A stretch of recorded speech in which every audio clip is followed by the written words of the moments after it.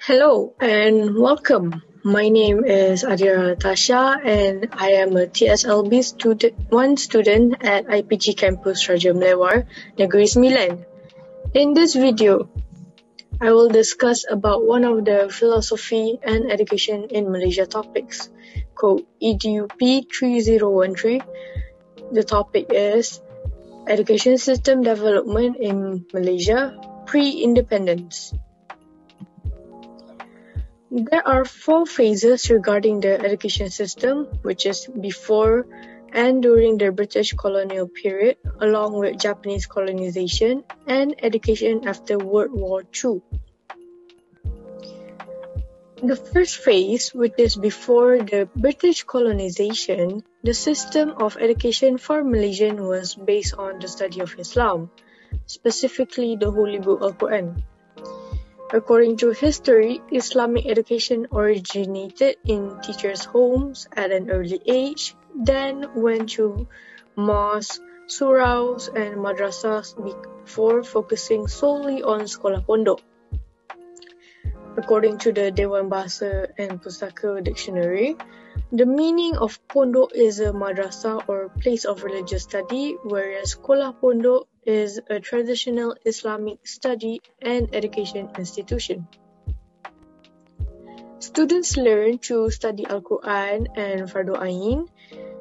For example, memorizing Quran verses, memorizing prayers, and learning about the teachings of Islam with reference to imams and religious teachers. The students study Arabic words, which are, for example, Na'am means yes, La means no, and Shukran means thank you.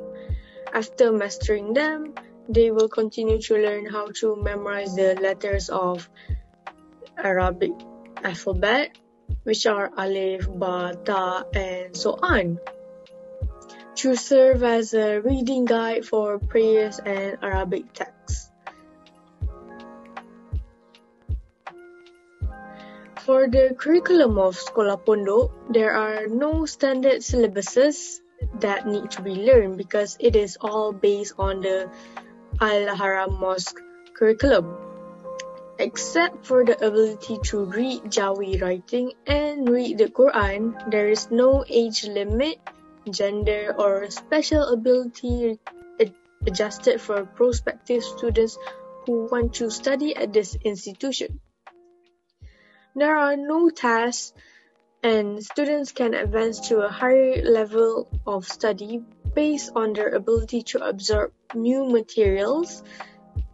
And to advance to the next level, students must be recognized and evaluated by the teacher in order to grasp the text study. There is clearly no phrase for dropouts or the concept of pursuing grades like getting A's or B's. The subjects taught are the study of the Quran and Hadith, including fiqh and tawhid. Other than that, general topics such as geography or history and foreign languages such as Malay are not taught. Sekolah Pondok has 3 teaching methods. First is the detailing or presenting method. The teacher will read a Quran verse before speaking the right tone and intonation to the students. Students will take notes and repeat the same verse correctly. Second method is a Mauhidan approach. This method is commonly used for teaching Arabic. The teacher will first translate the lines from the book of fiqh before explaining them to the students in greater detail. The teacher will also review the concept of Nahu, Saraf, Balarah, and Uslub while teaching to bring students closer to the Quran language. The last method is a memorizing method used in the teaching and learning process. Students will memorize books that are written briefly, such as Matan and Muhtasar. Now we go to the second phase, which is during the British Colonial Period. British implemented a divide and rule, which is laissez-faire policy, with no intention of establishing connection between the many races in Tanah Melayu through a standardized education system.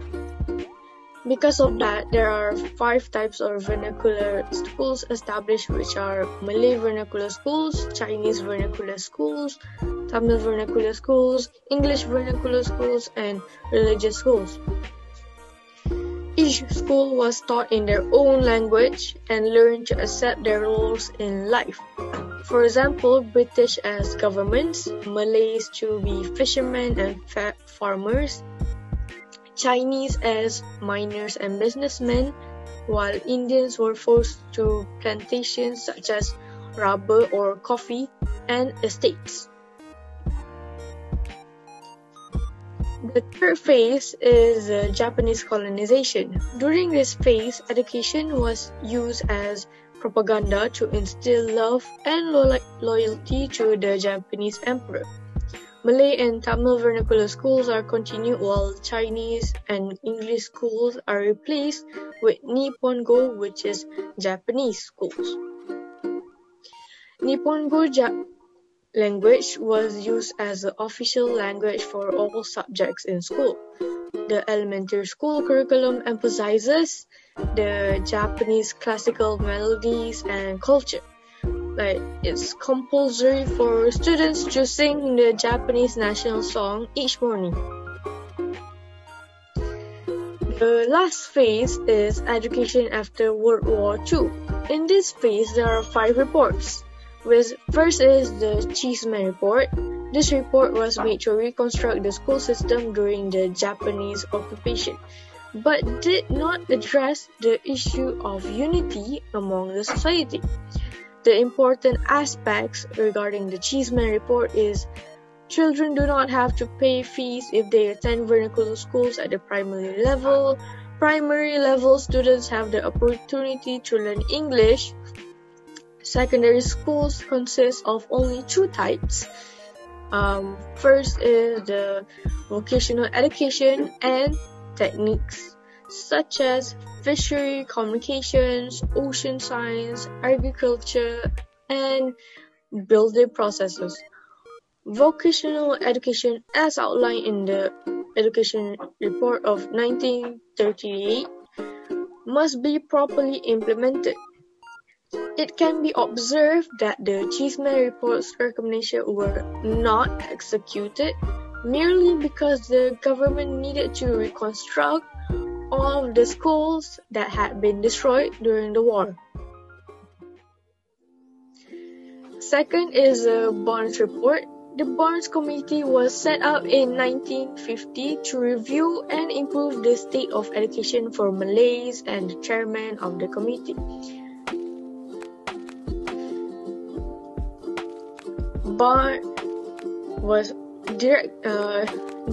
These are some of the things that have been proposed in the report.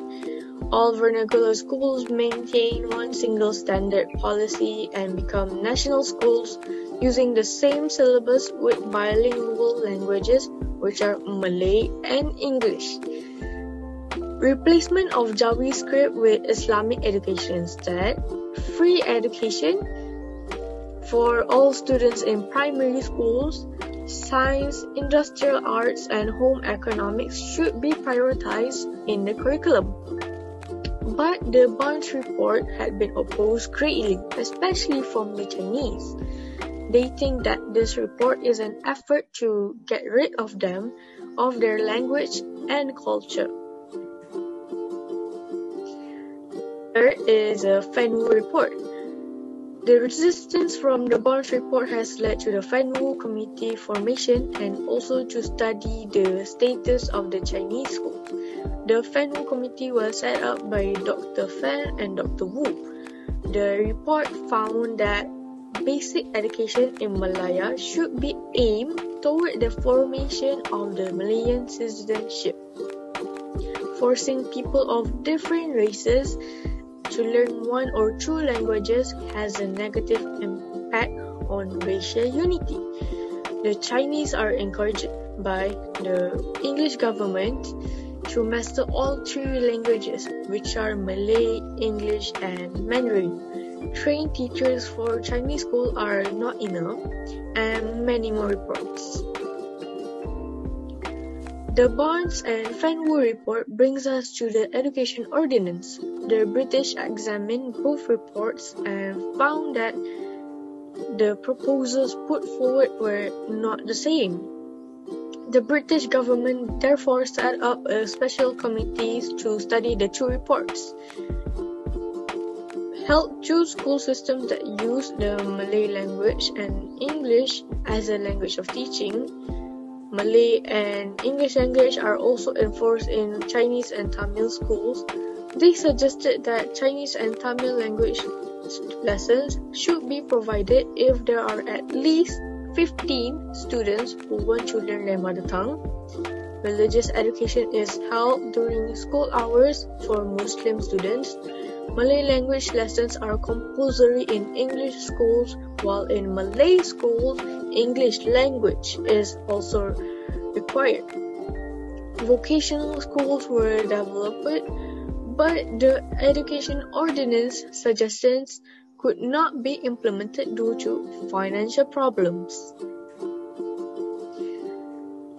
Finally, the Razzak Report is chaired by Tun Haji Abdul Razzak Hussein, the Minister of Education, Federation of Malaya. One of the many reasons this report was created is to promote race unity as a branch of the Malayan race. Here are some of the things that were proposed in the report. Education policy is the responsibility of the Minister of Education. The Malay language is the medium of teaching for all stages of schooling, centralized curriculum and school examination. All national secondary schools should use a common syllabus and examination, as well as enforce Malay and English language as a compulsory subjects. All teachers should be trained with a common syllabus in teachers training colleges such as IPG. Alright, now that we have reached the end of the lesson, I'm gonna ask you a question. How would our schooling be today if we had not been colonized? Will it remain the same or evolve?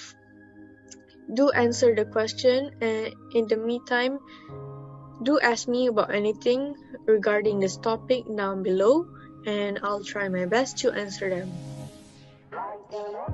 Here are a list of references that I refer to make these slides and video.